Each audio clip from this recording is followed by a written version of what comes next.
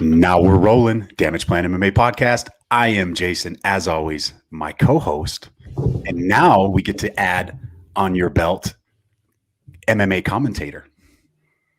That's right. Hey, huge shout out and huge congratulations to you for living out a lifelong dream of becoming a commentator, man. That was, and you crushed it. It was fun, man. I mean, Sean O'Connell, like that was cool. You know, part of history, like Steven Siler's last professional fight. Yeah. Probably. I think he said he was retired. No, he retired. He retired, but you never know with fighters. He could get the bug in a year. The bug again. Look at these guys. But it was awesome. It was awesome to watch you do that stuff, and I knew you were going to kill it because that's what you do. It just, everybody kept asking me if I was nervous and stuff, and it's like that just feels very natural for me. Well, you're a fan. You're a fighter. You're knowledgeable. You know the history. It's easy money, man. That was, I mean, very, very comfortable. And Sean O'Connell was very, very cool, very, very gracious. And, and that was, he made it easy for me too. He's amazing at it. He's really good at it. Yeah. He does it for ESPN for the PFL. He's their Hello. player. Yeah. Yeah.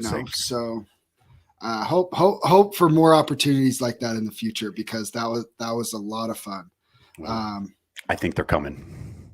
I hope so, man. Like, I mean, we all know, like, we can't fight forever, and we can't fight forever. And it's like, I don't know if when, fighting for me, what that holds like in the future. I mean, I want to, but sometimes you just don't know. And, but man, that could do it for me. You know what I mean? Like that was fun. It was a good time. What an epic night. Like just being able to get out and go to fights again. Yeah, he did. He killed it, Hillary. Just the energy in that arena that night. It was special, man. It was special. It was special getting to see some of these guys, these throwback guys, the Silers, the Jason Souse, the Jerome Hatch, the Steve Sharp, like seeing those guys and having them on the podcast, getting to talk to them, and their passion for the sport, it was on full display Saturday night. So, I mean, it's just, it was really fun. There's local fight, we've been so spoiled with the UFC fights. So spoiled. Very spoiled. It's been so good. And they've been putting them on almost every weekend. But there's just a different vibe for local fights. And you know what? There's going to be something super special on March 13th about that Still Fist card. Like, I mean, we're right back at it now. We're seriously right back at it. It's going to feel very special there too, So, I mean, it was, the Willpower card was special for its own reasons. Like, I mean, I'll be honest, like, I don't know Will Ferrer, who that card was in honor of. It becomes very obvious that he left a lasting impact. But I didn't know him. He didn't impact me directly, but then I look around and he impacted a lot of the people that impact me. Jordan Smith, he was a Showdown vet, fought on Showdown. Yeah. Had a good rivalry with Sean O'Connell, who had a big, like a lot of those guys. And Jordan had a good long career in Bellator, and he, contestant to try and get in the house on The Ultimate Fighter, and you see all these people, Deanna Bennett, and all these people that have an impact on Utah MMA, and he seemed to have a pretty lasting impact on them. So I mean, in an indirect way, he's still impacting, Utah MMA. Will is so. Yeah. But then we're gonna now we're getting back to Still Fist too, and the fear. That's what's fun too. Like Cody puts these on these huge cards, and they're freaking awesome. Yeah. The last one last February was a great night of fights too, but he puts on a few a year, like was it like maybe like 4 a year or something like that? Yeah, and I know there's one. And they're great. And then there's Still Fist, who's like the mainstay, right? And they just pump out show after show after show. Like we're doing March 13th and they're already scheduled for May 1st. And it's like, and I feel like just a tidal wave of fights is coming. And now we're going to get spoiled on the local level. Now they've got over some of the health restrictions, some COVID protocols are in place. And so like, this, I felt like this was the first domino. Yeah. And man, here we go. It was a great night. Well, we're skipping the UFC breakdown recap because Saturday was. I mean, we could say a few things about it, but I mean, no, let's get into the card. To be fair, we have been spoiled, but I mean, lackluster. Like that willpower card was way better than that UFC card. Yeah, I was scrolling through trying to check the results. I had no interest of even pulling it up on ESPN Plus. I'm like, I lost my voice by the third fight. My voice is gone. I'm yelling like I was like a kid in a candy store. Like just the excitement. It was crazy. I'll just ask this about the UFC fights. What do you think about all the criticism Gaines getting for? It sounds like just controlling and outpointing Rosenstruck for a win. I didn't get to see it, but I did read about it. Jerome Hatch got to start. And yes, you did start the year off right, Jerome. Dude, you know who we need to get on before I answer that? His kid, dude. Jerome, your son is freaking awesome. Keyman, I hope I said his name right. That kid's a stud. I'll go into it before the fight on all the trash talk he talked to me. But I don't. You know what? Tanner Bozer, I sent you his tweet that he sent talking about that fight, and you know, Gagne did what he needed to do to win. It was up to Rosenstruck to try to stop what he was doing, and he didn't do it. So here's my question. So if Gain decides to engage in a firefight, he gets clipped and knocked out. Yeah, exactly. Everybody criticizes how he fights. 100%. And he fought this way, and people are criticizing it. But guess what? His job is to go in there and win. It's like Curtis 100%. Blades said. He's going to try and take Derek Lewis down. What's he going to do? Stand and bang with him? No. Do you think heavyweight fights should be 5 rounds in the UFC? Heck yeah, they're freaking professional athletes. I've heard a little chatter about that. Yeah, it's stupid. That's a stupid opinion. I'm sorry, but I think that opinion is stupid. They're professional athletes, and a lot of them show that they can do it. You know, it's just a discipline thing. Yeah. Like I love Derek Lewis. Big fan. But I think the fact that he's like, I don't want to do main event fights here. I just want 3 rounders or whatever. Yeah. You know what? That to me, that says that I'm not here to achieve greatness. He's not willing to put in the work to achieve greatness. Yeah. I got it. But yeah, I didn't necessarily agree with that, but there's some fun fights though. I did rewatch. The only fight that I got to rewatch was the Pedro Munoz Jimmy Rivera fight, and leg kicks, dude. Those leg kicks are Dustin brutal. Dustin Jacoby won that fight based off leg kicks. Man, it's a it is an investment, but I mean, I have no desire to do that. I have no desire. You can keep that to you guys, man. I'm gonna kick you in the leg next time we spar. That's not cool, Zach. It's not cool. We're anti-bully on this podcast, and here you go. Are we? No, but we're pro fighting. We are. All right. We are pro fighting. I've been waiting all weekend to talk about the Fierce card. We got to recap it. Let's start. Everybody's blowing up my phone asking me if we're going to recap it. So we're recapping it right now. We're going to start off first fight of the night. Zack Trujillo, who we had on the podcast before, against Dave Fox, who actually I should probably link up with and go train because the guy's, I think he's older than me. He is. Good performance. He ends up winning TKO in round 2, but Trujillo caught him with a good shot in the first round. I actually thought he was pretty close to finishing him. Yeah, just a couple adjustments. And I've talked to Zack. I sponsor Zack with my insurance company, and I like him and like where he's going with it, and I like his mindset. He hit him. Yeah. He showed that he has the power to drop somebody, and he hit him. And I know David Fox is tough because he fought George Shelton from my gym on a steel fist card. He's tough. George is a tough dude. And George was had a hard time finding that range with him because he's so tall and long. And Zack did a really good job getting in the pocket too. And he landed that, that he landed the shot that put him down. And man, if you're Zack, he said, sorry after. Dude, I'm not trying to take away the shine from David Fox. He won the fight, but dude, Zack did great. And amateurs for learning, it's your first one. He dropped him. Now, Zack, you go back. You have some Zack's listening. So Zack, you got dropped, or you dropped him. You have some good coaches and some good guys to learn from. just learn how to finish the fight now. That's all we got to work on, and you get it. You know, if you're going to take the back, like, let's worry about getting the hooks in first, you know, before, you know, the position before submission or position before you're going to flatten them out and ground and pound them or whatever. Little things that, you know, like your first fight, like you just get so excited when you drop somebody. It's just like, you know, so dude, but I mean, good performance. You were prepared. When I look at amateurs, and like what I expect for myself, and then when I look at other amateur fights, I want to see, like, are they in shape? Yeah.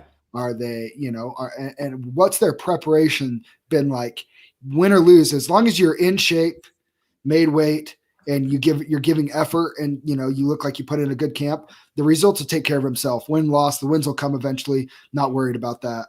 Yeah. Especially at the amateur level, you're going to be just fine. Just make sure you're putting in the work. And then you just obviously want to see progress fight to fight, win or lose, progress fight to fight. Dude, and it's a great first performance. I mean, to be on that stage, like that was a big stage. First fight, big stage. First fight, he's fighting at the Maverick Center on a throwback card with all these guys that are savages. So yeah, he's got a future. Shout out to David Fox. So he did what he needed to do, doing it for the old guys. Shout out Fox, appreciate it. Second fight of the night, Austin Atkinson's against Desmond Monabot. Dude, Desmond looked good. Desmond looked good. He, you know, I mean, there's a lot to it, right? Desmond found out at weigh-ins, lost his dad to COVID last week. Freaking hatch. Jerome, can I post that picture that I took with your son? I got to show everybody. He flexed on me hard. Well, and yes, Michelle, and the old girls too. Yes. Yeah, but hey, man, Austin come up from Cedar City. He fought Desmond Monabot, and I thought Desmond looked good, man. I thought his striking was good. He did what he had to do. He did what he had to do to win. I'm gonna get a little bit, you know, I mean, is what it is. I'm just from what I saw. Yeah. I feel like I had one of the best seats in the house. You did have one of the best seats in the house.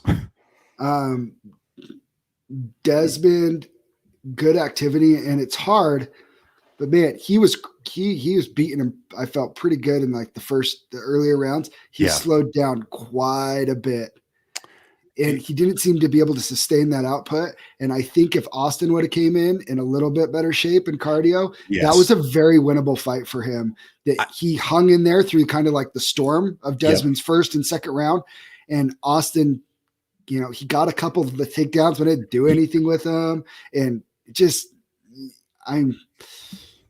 Austin's going to have to go back to the drawing board. And this is his second fight that he's missed weight. And if he's second fight that he's missed weight, and this was at 145, this was at 135 where he's normally at, you know, and you can see it physically. Like I'm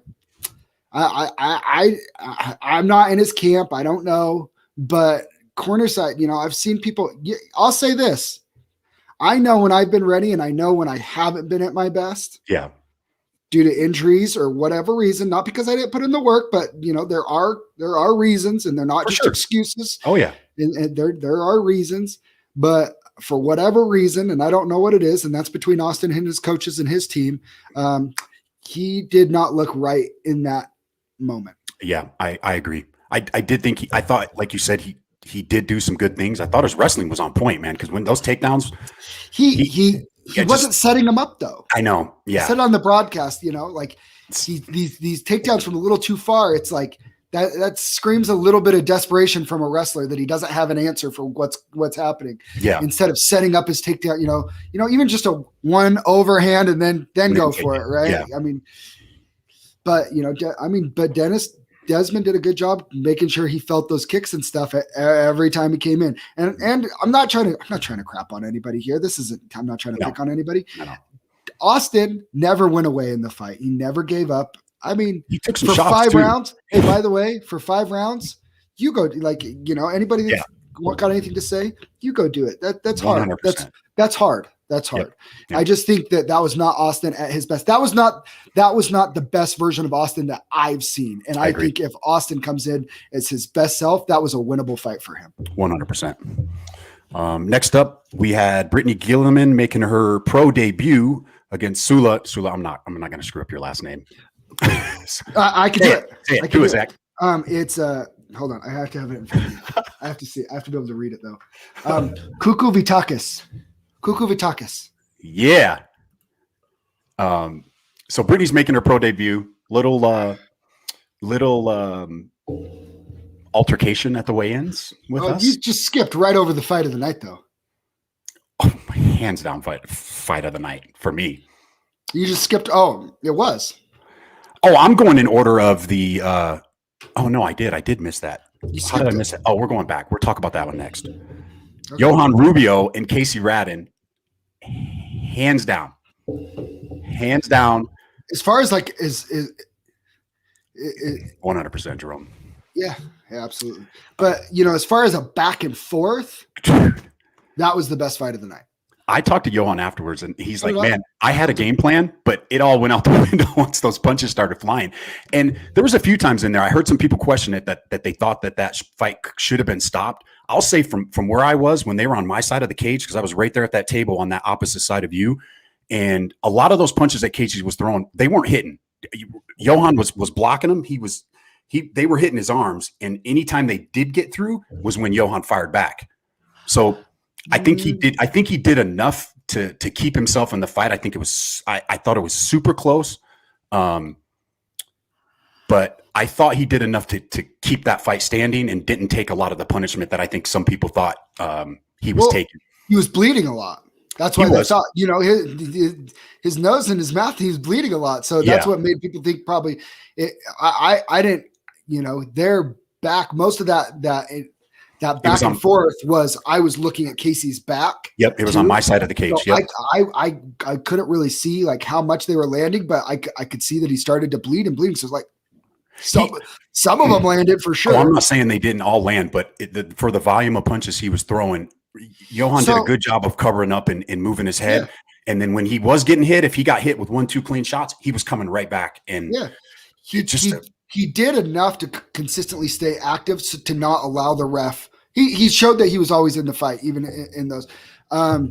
Engaged did a little bit of a firefight that, is it fun? Absolutely. It was going nuts. I mean, the whole time with both of their amateur career, I was screaming, I'm like, this should be a pro fight. These guys should be getting paid for this. Phenomenal. Because that's not worth taking those blows for free. I'm sorry. Yeah. And then, I talked to both of them. I talked to Casey, and Casey immediately, he's like, he knew what he did wrong, and he knew what he got clipped with and what he did wrong that opened that up. And even Johann, he's like, I felt like he thought that I couldn't hang with him, and he wanted to show that he could hang. And dude, Johann can hang. I don't know how anybody thinks that Johann can't hang. The dude, he's now 9-0 with 9 finishes. He did say after the fight that Casey threw him off because they thought Casey was going to stand and bang, and kind of the game plan going in. They didn't expect those takedowns. So he's like, I got a little tired in that first round because I wasn't expecting to have to defend those takedowns.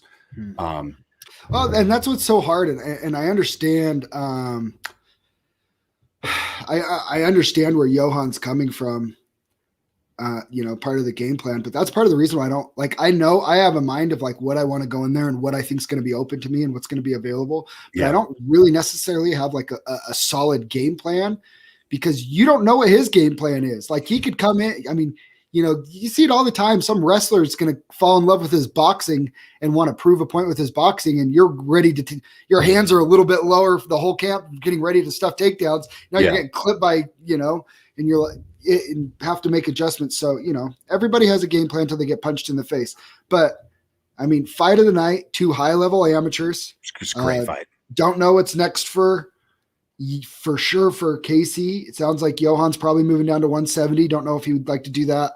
One more amateur fight or 2, but I mean, I think he looks ready to go pro. He looks ready to me. After that fight, he's ready. I mean, Casey's got a wealth of experience himself, and if you can withstand that and do that, adjust your game plan on the flyway he did, survive and get the big finish. I mean, I don't know what else Johann has to prove at the amateur ranks, but maybe I mean, it's each, I'm not freaking Jeremy Horn. He can figure it out with Jeremy Horn, and I'm sure he's getting the correct advice. Yeah.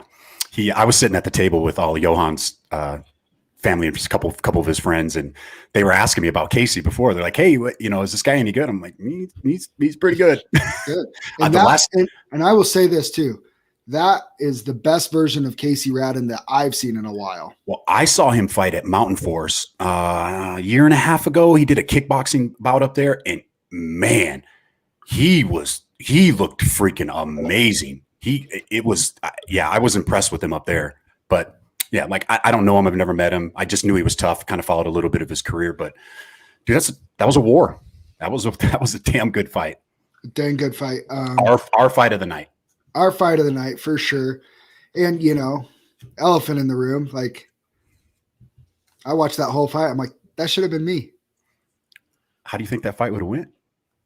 I would not have stood. You're like, I'm not trying. Nope. 2 years ago. There you go, Alexis. Dude, you're right, Alexis, because we posted that picture. You were on that card. Yeah. I would not have engaged in that style of a fight. That's not my style of a fight that I'm going to fight in. But I will say this: I am super envious and jealous, and my wife is going to cringe and stuff too. But that is a bucket list thing for me in a cage. Is I want a bloodbath war at some point, and not that I didn't think Johann was tough. Like I knew he was tough. He's a freaking Marine. He's a police officer that serves the communities. He's tough. I mean, he's a freaking tough kid. He took Tanner's best shots. That's when I knew he was tough. Impressive. I mean, Tanner clean, hit him clean a few times, and he didn't get knocked out. I mean, that speaks volumes in itself. I've been knocked out by Tanner in the gym. I knew he was tough, but now I know if that fight ever does come to fruition, whatever weight class and stuff too, like we can do that. I want a bloodbath war. And I think, I want that. I want that on my resume. Not even the win or lose, like win it would be great, but whatever. I want the fight where everybody's, steal the show type fight. And, everything that happened that night, those two, that was the fight of the night. And I am jealous and envious. Dude, the crowd was on their feet. Yeah. It was electric. Shout out Johann Rubio, man. Yeah. That was impressive. Casey, Johann, I mean, so much respect. I mean, that was phenomenal. All right, now I'm on the right fight. Britney Gilliam making her pro debut against who, Zack? Sula Kukutabakis. You were practicing that. I'm impressed. I made her send me an audio of how to say it so that I could hear it and repeat it. So I don't sound like a dumb bum. All the build-up stuff, all the stuff that happened at the weigh-ins, Sula she's impressive. She has that it factor, in my opinion. This was my first time seeing her live, and just her demeanor at the weigh-ins, her demeanor walking out to the cage, her demeanor in the cage, super calm. I like her. I think she's gonna go somewhere. Well, Sula too. What you have to understand is you too, Johann. Freaking, I'm a fan, dude. I hope that fight happens, but I'm a fan of yours too. Sula is, her nickname's Reckless, and Sean O'Connell pointed out, he goes, I don't know if that's very fitting because she's so technically sound. Like I think of Reckless, and you think Reckless, and it's like, like this like brawler or whatever. And she is so technically sound, and like in the clinch, she just was controlling, and and her face didn't change. Like she had that calm. Nope. She's up against the cage. Britney, she took a couple shots up against the cage too. It didn't faze her. She knew what she was going to do. She was calm. She was collected. I mean, just super impressive. Super, super impressive. Yeah. Britney, she did hit her. And I mean, I was up close, and I even remember I saw one hit like right below her cheek, and her face was just ice. Didn't care. Those knees in her clinch game too. Sula's clinch game was on point. Look, when you're training with the killers that she's training at the pit in Wasatch, very, very impressive. Are we going to leave it at that, or are we going to dig in a little more. No, I'll dig in. So everybody knows that I don't like her and she doesn't like me personally. I will say this. I've always tried to be respectful and give her due where I can and but I'm not going to lie and I'm going to be honest. And honestly, I think she would have taken that fight at FitCon and it was her coach and she was trying to be respectful to her coach. And so everybody said she was scared. I tried to over and over say she is not scared to fight Casey Christensen. I promised that she was not ready and she wanted to fight, but she was trying to be respectful of her coach. And that's where I took a shot at her coach. And I said, that's what happens when your coach is a jiu-jitsu coach and not an MMA coach. And she apparently took a lot of offense to that, which is fine. She did because she called us out on it at the weigh-ins. Which is fine. I was trying to be professional. She kept looking at me. I'm like, I could feel it. It was awkward. Yeah. And finally I just asked, how you doing? And she was like, when are you fighting again? And then now she's telling me they have somebody at her gym that's ready to fight me. Okay. I don't know anybody at her gym that's 185 or 170 or whatever that had, that like, I'm not fighting some 0-0 unproven guy. Like, what? Yeah. Like, what's that going to do? Like, get out of here. Nothing. So anyways, I'm here nor there. I'm not worried about that because I was trying to I was just trying to figure out, I'm like, okay, how do I ask her if there's anything she'd like me to say about her or her camp or anything on the commentary? Sure. Maybe say, just mention that I'm fighting with my boy. I am there to do a job. I am not there as a fighter. I'm not there as an ex-teammate. I'm not there as a podcaster. I'm not there as anything other than the commentator for the Fierce Cards and do the job that I was asked to do. Yeah. And so I was trying to be professional about that and let her focus on her fight. And she started running her mouth. So I removed myself from the situation. Well, then you were there to drop off some shirts for people. And then she's like walked by us, sized us up, look us up and down. Like I thought she was checking out our shoes because you had your J's and I had my throwback, Vince Carter Shocks that are just sick that I just picked up from the Nike outlet. And I just figured she was admiring my shoes. But then she, as she got a good 20 feet away, she started running her mouth. I was a little thrown off at that, but. Well, and you too, who's been nothing but supportive and respectful. I mean, whatever. It's fine. Yeah. It's fine. And I just said, hey, I'm just trying to be professional. I'm not trying to be friendly. I'm just trying to be professional. I know that that's a weird concept for you to understand, but just trying to be professional here and be respectful that you're making your pro debut and you have the biggest fight 100%. Of your life against a freaking killer in Sula. Maybe you should be focused on that. And maybe if she was a little more focused on Sula and not on what some guy said on a podcast or on a social media post, 6 months ago, that maybe it would have worked out a little bit better for you. Obviously it still has some headspace. Got a little real estate in her headspace. But if that's the case, I'm sorry. I'm sorry, but you're not going to be successful in a cage if 24 hours before in weigh-ins, your number one priority and focus is on what somebody said on a social media post or on a podcast 6 months ago. And that's where her energy was. Yeah. And for the record, I reached out to Olive Branch to have her on the podcast and told her you wouldn't be on here because I know your guys' history. And I tried to make it as even down the road as I could, because this is why we started the podcast, was to give the fighters the opportunity to come on here and promote themselves. There's no bias on here. We want everybody on here. So I was a little taken back and I'm glad I had the weekend to let it soak in a little bit. So I'm over it. I am not afraid. I am not afraid to say anything factual. I'll say this. After she left, I won't say who because I don't have permission to, but somebody came up to me and said, it's pretty amazing that one person can be so universally unliked in the local MMA scene. And you know what? It is. And it's sad, but she's done it to herself. Yeah. An 8-year-old kid came up and said how happy he was that she lost because she said he was mean to her. Was it Jerome's kid? She was mean to him. I don't know if it was Jerome's kid. It was probably Hatch's. Well, Hatch's kid probably would have knocked her out, but you would have taken a swing at it. But it's baffling to me to sit there and want to point the finger at everybody else. Listen, dude, her coach, I said everything I said. I stand behind everything I say. And I say it on this podcast. If I'm wrong, I'll apologize. But as of right now, there is nothing that I have or will apologize for saying to her about her. I tried to give her credit where it's due. I tried to give her credit that says she was tough and wanted to fight, and it was her coach.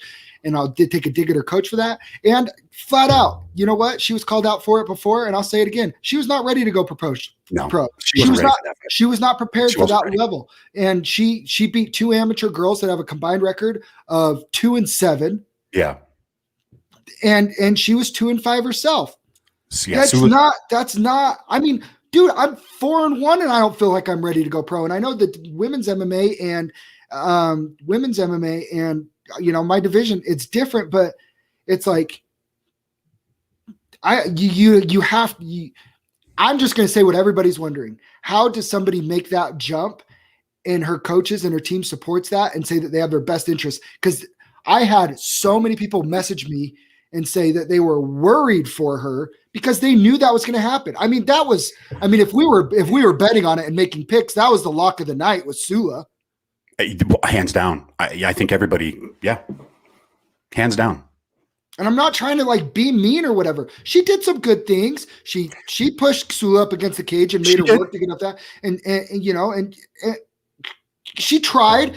I'll give Britney this credit. And if she wants to listen to the whole thing and not just the mean parts, that's the other thing. I feel like she just listened to the criticism but completely ignored the positives. I'll say this. She goes in there. She had a smile on her face. She's not afraid to fight. No, which is a compliment because I know that there were some men in that cage that were nervous, and I could see it in their eyes. I'm not going to call it out, but I know that there were some men in that cage that were nervous. Yep. She seemed fine, and she seemed there, and she goes out and she gives max effort and she tries her best every time. I can say those things and be okay saying those things, but I can also say too, sorry, like at this point too, it's like now you've gone pro. Where do you go? The pool of girls just isn't that deep. Like as a pro now, like everybody that she fights is going to be extremely tough. Yeah. Where do you go from here? I don't know. So anyways, that's enough. That is enough time spent on her. Shout out Sula, our KO of the night for our podcast. Knockout of the night, Sula Kukuku. No offense, Jerome, but there was some underlying factors in here. So that was our knockout of the night. Next up, we had Thomas T-Train Prestridge against Aleko Poynar. Man, we had Aleko on the podcast. We didn't get Thomas on there. Hey, look, I'm a huge fan of Aleko. Having him on the podcast, even my grandma, my 80-year-old grandmother's listening to the podcast, and she's like, I like this kid. Like get the killer. He's calm, he's collected.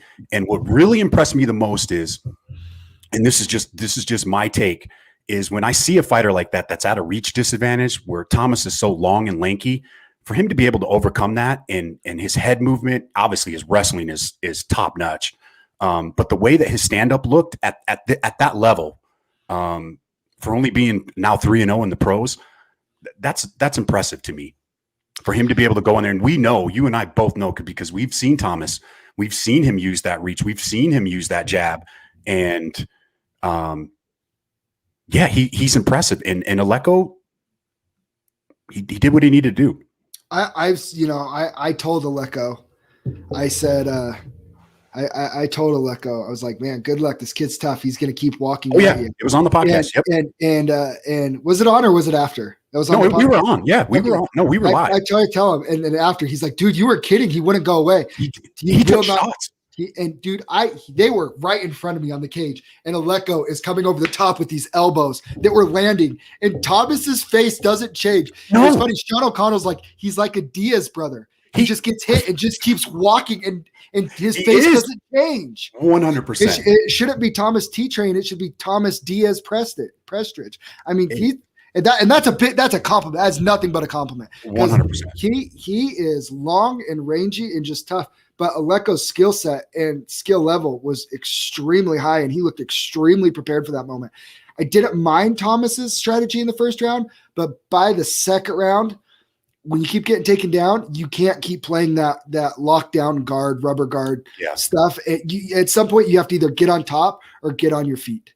especially against a wrestler who Aleko was very good with shutting down any submissions from the bottom that Thomas was trying. I mean, he was very technically sound down there, making sure not leaving his neck exposed, not leaving his arms, in where they were supposed to be. Big props. I expect big things from Aleko, and I think he is a big time problem. Yeah, he's going to be a problem.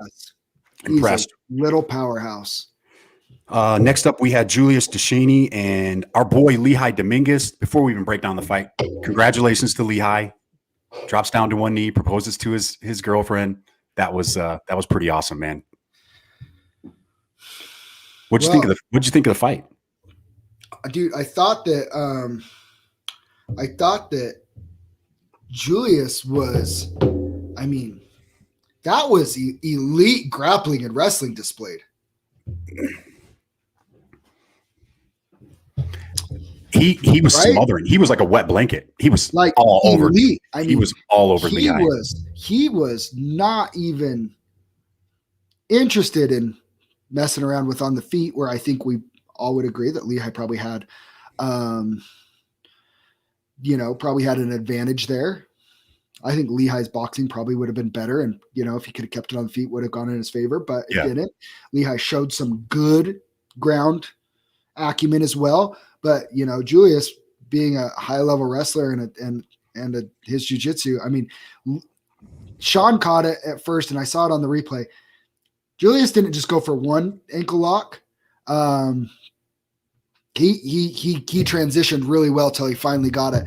And that's the crazy thing with the ankle locks too. You could see it on Lehigh's face. He's like, at one point he's like, he wanted to keep fighting, but the other point he also knows what comes next if you don't tap. And it was just kind of that look on his face, like, dang, I'm caught. And it's just dang it. Like I tap, like, all right. But Lehigh, I thought Lehigh he looked great, just got caught. Freaking love Lehigh. And then just like Steve Sharp said, you got to love how Lehigh turned a defeat into a victory. I mean, that's a good night. That's a good night, brother. You got to get engaged, and you had a good showing, and you got to be on a big card. And Lehigh will be back, and he'll be back winning fights. I guarantee it. 100%. You want to talk about somebody that's going to be back getting fight? Freaking Lehigh Dominguez. He's a fighter through and through. Yeah, he'll be back. And shout out to Julius. Another guy that I think we're going to see big things from. Yeah, shout out to him. Next up, we had Joe Haro, who we had on the podcast, and Nate Owens. I thought this fight was probably going to go a little bit longer than it did.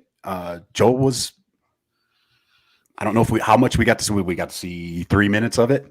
Joel catches him in a guillotine. Yeah. But he took a couple good shots though before he sunk that guillotine. Another one, Nate Owens, been critical of him too. He's a tough kid. Britney's boyfriend, but that kid can fight. He can fight. He can fight, and he can box. Yeah, and he's at the Mori Academy, so he's leveling up his grappling. Yep. Again, gotta give credit where it's due. Like, I guarantee it's getting better. I guarantee his grappling is getting better, and he already had the hands. I've seen it before. Kid can fight, and he's a good fighter. But I question his game plan a little bit because he cracked Joel. He did. Joel said it. He came up to me after. He's like, I cracked him. He's like, he caught me good. He was a little down on himself. Like, dude, you won the fight. He beat a guy that's never been finished.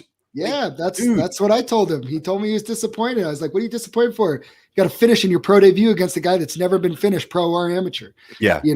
And Nate Owens, he's tough. Justin Horsley tried to put him away, couldn't put him away. Went to a decision. Yep. And Nate Owens is a tough kid. He's a good fighter. He's a good boxer. But I thought Nate had something if he would have kept it in boxing range, but he just wanted to clinch with him, which I just thought was so weird. I don't know. Maybe he wanted to get him down to the ground to show some of his new jiu-jitsu. But I'll tell this, the reason why Joe Haro is an elite mixed martial artist, because it didn't matter if it was on the feet or on the clinch or on the ground. He was ready, and he showed that. And he went, and the neck was there. And man, when he got it, he got it. You could see Nate was that wasn't the tap I'm caught. Like Lehigh's was the crap I got caught, and the tap, that was the panic. Like, that. A big shout out to Joel Haro for, coming off that layoff, your pro debut against a very, very tough opponent in Nate Owens. again, I'll give him credit where it's due. He is a tough kid. Joel came and did his job and got in there, got paid, got a nice little black eye shiner. Get out. Yeah, he did. Get your win bonus, Joel. Get that win bonus, baby. Super happy for him, though. I'm excited to see where he goes from here. Both of those guys, actually, because I think they both have potential to make some waves. Next up, one of the ones that we thought was going to be fight of the night was Trevor Bradshaw and Mitch Ramirez. Comes away with Mitch Ramirez winning 137 in the first round by rear naked choke. Dude, Mitch is a beast, man. The way he caught his kick and picked the ankle for that takedown to get him down, he's a monster. That's sick athleticism. And hey, we gave Trevor props, and I'm still going to give him props again. I love the guy. He's not afraid to fight. He took some shots, and he doesn't go away neither because he was firing right back. He would take a shot, and he's coming back full steam ahead. Look, man, Mitch he's ready for the next level, man, and I don't think it's any secret that he's on his way. If you're Mitch Ramirez, you came in and you did what you expected and what you wanted, right? Another first round finish. I think fairly healthy. I know they clashed shins on one of them, like they both like threw a kick at the same time and like clashed shins. I think if you're Trevor Bradshaw, I'm looking at it and saying, I agree, Mason. Mason Moy said Mitch is the next big fighter come out of Utah. On the broadcast, I said I think he's the next big thing to come out of Utah. I really do, and I believe that. But if anybody was going to stop that, it's going to be somebody like Trevor Bradshaw. One, Trevor's not afraid to fight anybody. Make no mistake about it, and he was not intimidated to fight Mitch. Two, when Mitch cracked him, and whatever, Trevor, everybody else folds when Mitch catches him. And what does Trevor do? He gets right back up and starts swinging and trying to take his head off. And that is why I am a fan of Trevor Bradshaw. And that is what I respect about Trevor Bradshaw. And that's what I pointed out to everybody that was sleeping on him, that you're crazy if you don't think that Trevor, because he has freaking sledgehammers in his hands. And if one of those lands, he is disconnecting any human being at 155 from consciousness. When at the weigh-ins, there was a gentleman that I was talking to. I won't throw out his name, so I don't know if he wants this aired out here, but he asked me what I thought was going to be the fight of the night. And I said that, and he says to me, don't say that. He was nervous for good reason, man. He's obviously a Mitch fan, and he was super nervous. He knew Trevor was going to bring it. He watched Trevor's last fight against who was it? Randy Rowland when they fight. And Randy's a tough guy, and Trevor finished him. Like, dude, he's tough, man. Don't let that record deceive you. I expect to see him back. He got a weight class too. Dude, I think Trevor would be the first one to tell you. Probably took some fights out of his weight class that he shouldn't have, whatever. Or whatever the reason is. But I mean, at 155, he's a beast. He is a beast, and he is a force to be reckoned with. Yep. And there are some big fights coming his way that are going to be coming soon. And that's what I love. Trevor just said he made a mistake and he'll correct it and be back. It's because he's a freaking fighter, dude. That's what fighters do. They acknowledge their mistakes. They look where they can improve, and that he's ready to be back. I mean, if you're not a fan of Trevor Bradshaw, then don't talk to me, because that dude, he's a fighter's fighter to me. I love that guy. But yeah, Mitch. And how many guys are knocking at Mitch's door trying to fight? Nobody. That's the other part of it. Mitch can't freaking get a fight. Nobody. What's going to move him onto the big stages is nobody wants to fight that guy. And people are like, yeah, I'll fight 2-0. I'll fight him. I guarantee they take the fight, they sign for it, and they're like, let's look up some film. And then they see what he does to people, and they're like, something hurts. I'm out. My back hurts. Mitch had 3 people pull out against him in the last in the last year. Crazy. Yeah, so I'm excited to see. Trevor's not afraid. Of anybody. I'll say this. I do not envy the next person that fights Trevor Bradshaw. No, not at all. Not at all. All right. Next up, we had Skyler, the Utah kid, Frazier, and Marco Simmons. Marco finishes up with the first round arm triangle at 216 in the first round. Man, I was told at the weigh-ins, somebody pulled me aside and said, watch out for Simmons. And I'm like, hey, Skyler's tough, man. I've watched this guy. I followed his career. He's like, I know he's tough, but I'm telling you, watch out for the Simmons guy. And I don't know how Skyler took those head kicks, but dude, Skyler's a beast. He's tough, man. And look, hey, Simmons is probably on his way too, because he's a savage, man. A lot of quick finishes. Yeah, I mean, I'll say this: I thought Skyler was tough, and he was in there. They did him no favors in his return. Not at all. That's a big layoff. That's a long layoff, and for a guy that Skyler's a freaking fighter too. I know it's been a while, but he wasn't looking for any favors. I know he wasn't, and he looked confident, and he looked ready in there. He looked great. No, but Marco Simmons is a brown belt in jiu-jitsu, and some guys just have a different squeeze. Yeah. When they get a hold of something, right? And when he got that arm triangle, usually to finish that arm triangle, you get off to the side, and that's what generates that squeeze. He didn't even totally get off to the side. He had us like this, yeah. And so when you can finish that without totally getting off to the sides, you got an insane squeeze. Yeah. And Marco has you have to finish that, and that's the other thing. I know Skyler's not going to just tap out and just quit. No. So you knew that was in tight, and. I mean, yeah, and Steve Sharp just said Skyler wanted to fight, and he wanted the best. I mean, that's again why everybody loves Skyler Frazier. He's got a huge following and fan base here, and he's a fan favorite for a reason. Yeah, you can see it on all the guys commenting. Yeah, impressive. Simmons, super impressive. Next up, we have Big Zack Cavender and Jerome the Hatchet Hats. Jerome finishes it first round due to strikes. And I have to tell the story.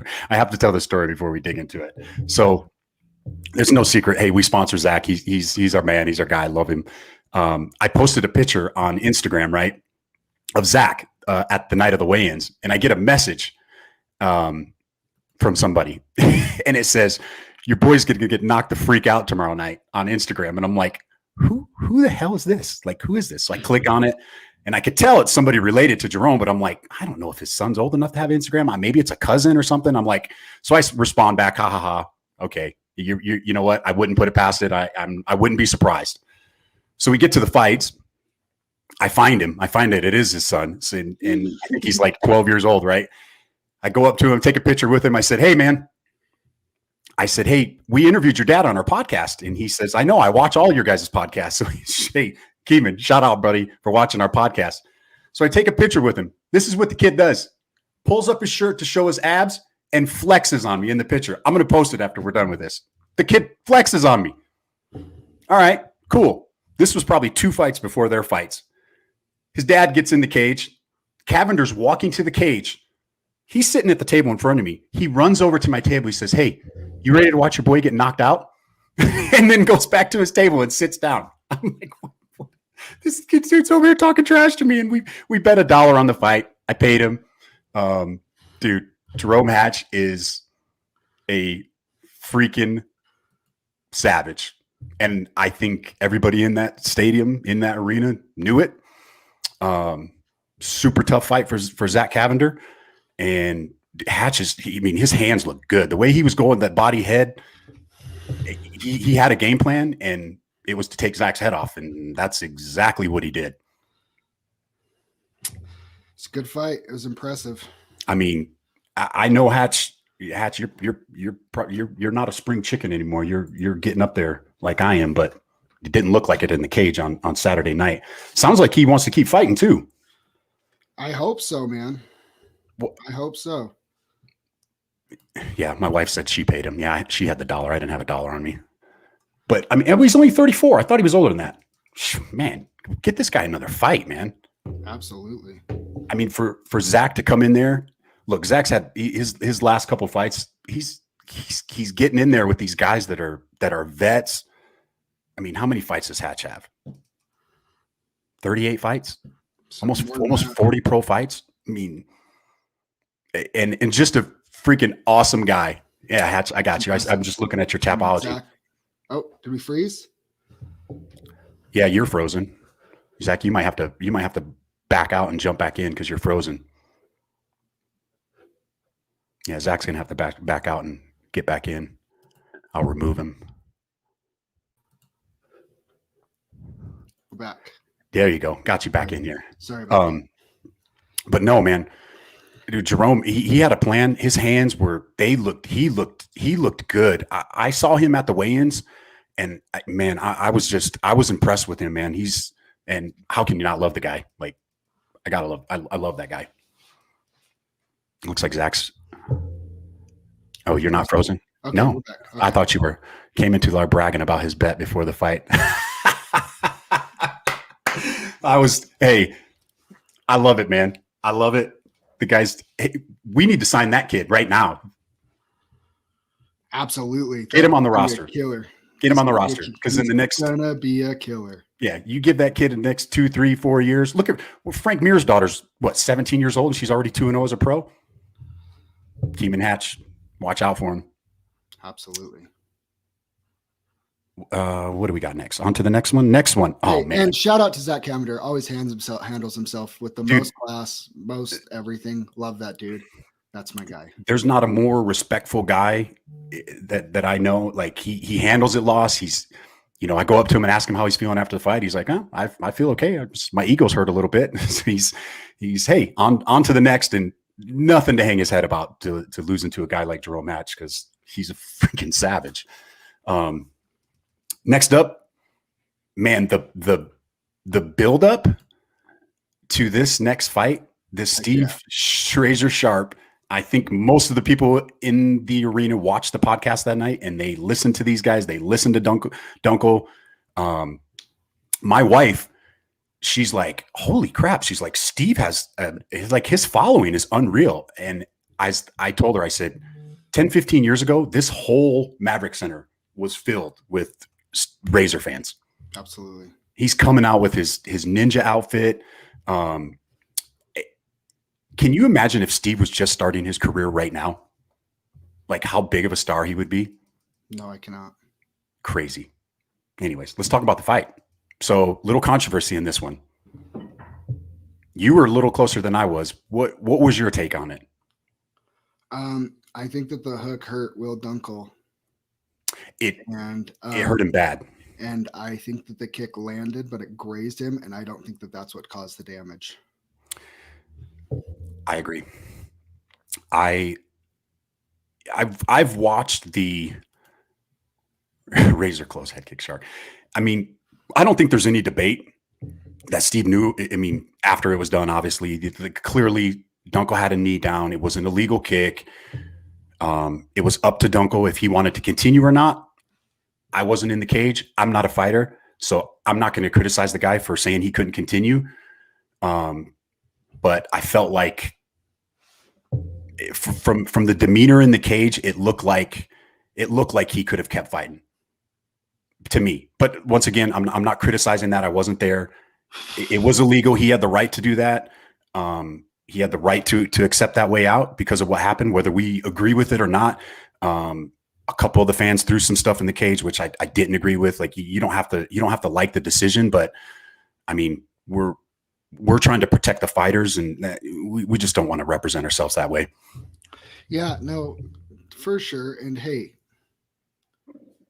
we saw this, and somebody made a great point. We saw this in the John Jones fight with Anthony Smith. Anthony Smith took an illegal blow, and he said, that's not how I want to win. I can keep fighting. And he chose to keep fighting. I am not here to say that William Dunkel could or couldn't keep fighting, but I do believe the damage was done from that hook and not from the kick. I've watched that replay. Well, I watched it the night of the fights, because the night of the fights, I'm like, this is crazy that this is happening. Like, I mean, in the heat of the moment. And hey, props to Steve for keeping his crap together. I know Sean said some stuff to him. I could see Sean talking to him and calming him down. But for him to be in that moment and to keep calm like he did, and that, to me, that was commendable. I appreciate Steve for being the bigger man on that one. And although he did get in his face and tell him he was a pussy, which that's his right. Yeah. And he, like you said, that, I don't know. You're the fighter. You're the fighter. You saw it. You probably saw the highlights. I mean, we saw the frame by frame. We saw the frame by frame from Samson. He was sitting right next to us recording it on his camera.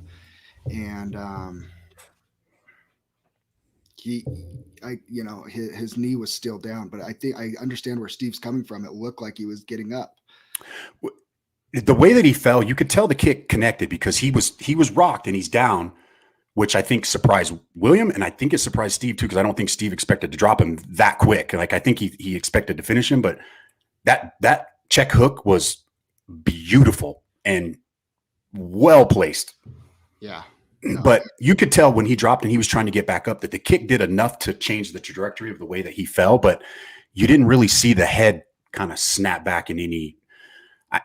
Look, like I said, I can't criticize that because I'm not a fighter, and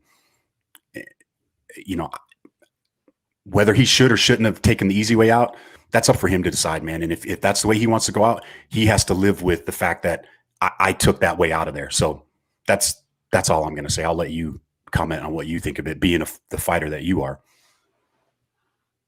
I said I don't think Will wanted to win that way, but the other thing is too, I think he knew if the fight started. Oh, it was over. It was over. It was over. He was getting finished.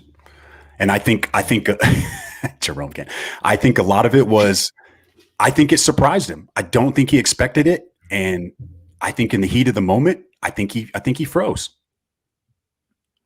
And that's just, and it sucks that it had to end that way because, I mean, half the damn crowd is there for Razor Sharp. Everybody's wearing pink shirts. The place is going nuts.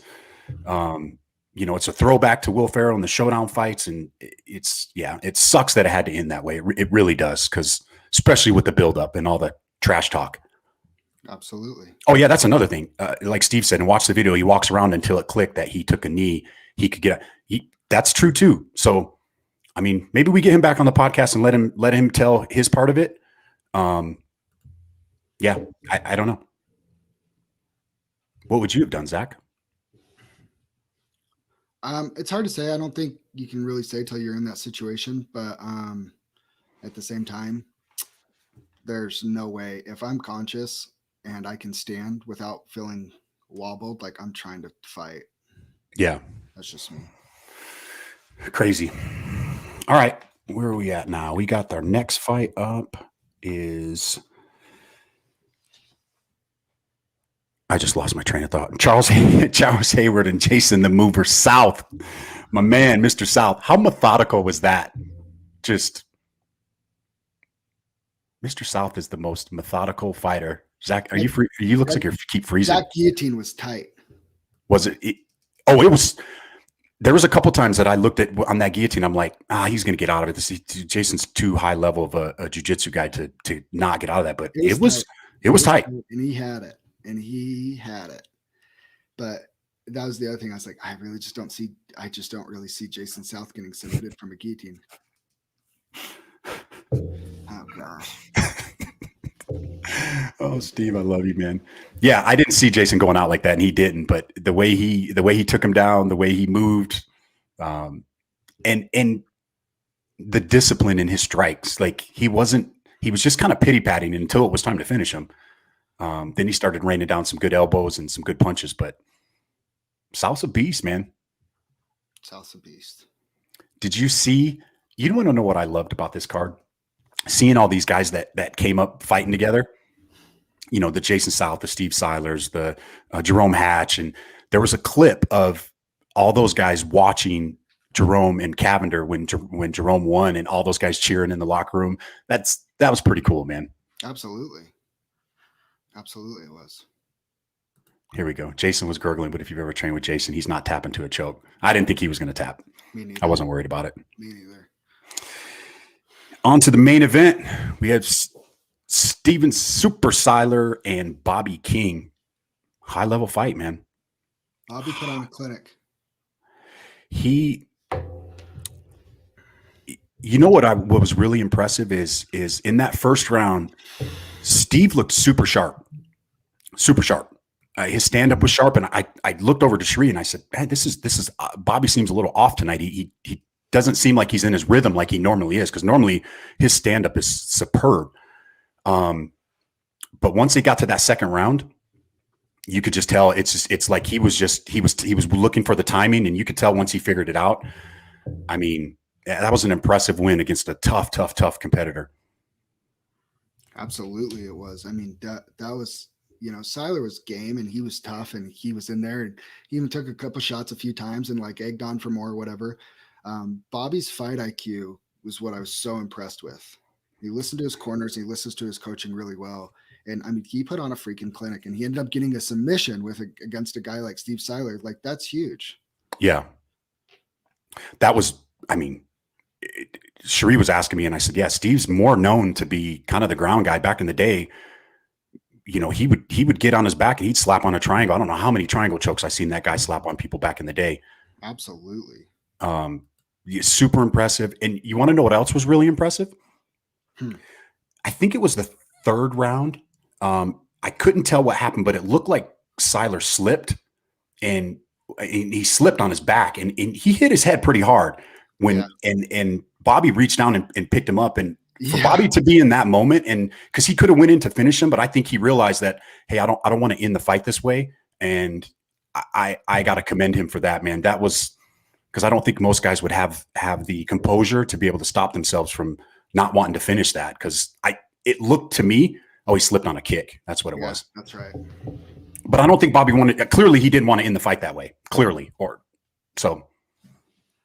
No, he absolutely didn't.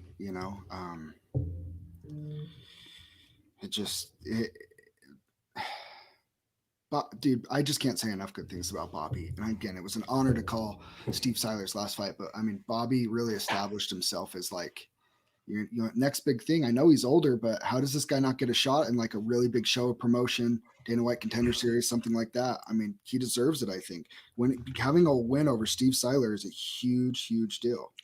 Oh, Steve Syler's got 53 professional fights. Absolutely. UFC vet, Ultimate Fighter Season 14 vet. Obviously, he's fighting back in the Showdown days. Like this, Steve is legit as they come. 16-year career, like he's tough. So tough, so tough. Oh, Steve, he from where I was sitting, it looked like he hit his head pretty hard, and that's why I was so the respect there that Bobby had to let him get back up after that, because it looked like he hit his head pretty hard. Yeah. I can see that. I kind of missed that in the moment, but I can definitely see that. It was more towards I don't think you would have been able to see it from your angle because you would have been probably looking at Bobby's back. But anyways, high level, that's about a high level as a pro fight as you're going to see in Utah. And like you said, dude, how does Bobby not get a shot? I mean, I know he's a little older, but how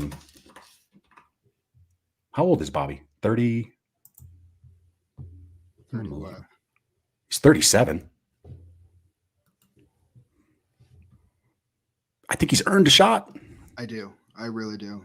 True sportsman and Bobby. Yeah. Nothing been anything but respectful. Super nice on our podcast. Super nice. I mean, the whole card. Congratulations to Cody Bunderson and Fierce. You pulled off a giant card. Super fun.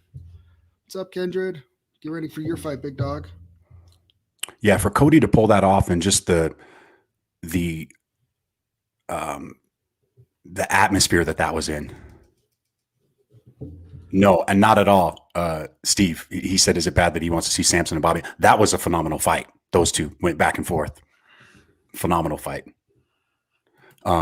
Yeah, but props to Cody for putting on that event. It was our first fights back live like that in an arena, and that arena just had something electric about it. So fun. I love it. Loved it so much. I mean, the whole thing was awesome. I think they paid a good tribute to a man who helped build Utah MMA. That was well done. Off the hook. And now we're on to Steel Fist, baby. Steel Fist in 2 weeks. Whew, here you go. Get tickets. Hey, just so you know, if you're waiting to get tickets, don't wait much longer. It's going to be sold out. Tickets are limited. I got my tickets today. Oh, we missed Fabio's fight. Oh, how did I skipped right over Fabio? Dude, that was impressive too. That guy coming in 16 pounds overweight, and the way that he looked when he got in the cage, I don't know what happened, but that was, to me, just flat out disrespectful. 100%. It did not even look like he even tried to get that weight cut, and he got punished. Like Fabio, I mean, what did Fabio say to you after? Oh, he goes, not bad for a jiu-jitsu guy, huh? It wasn't bad at all. I mean, I've watched him fight a handful of times now, 2 or 3 times. I've never seen his hands look that good. They looked really good. Sorry, Bobby. Fabio, can't believe we skipped right over that one. Yeah. That is good. All right, man. Yeah, what a night. Thank you, everybody, for all the support. If you're fighting on that steel fist card and you're listening to this, let's get you on the podcast. What else do we have coming up? That's it. We out? We out, dog. Thanks, guys. Appreciate you listening.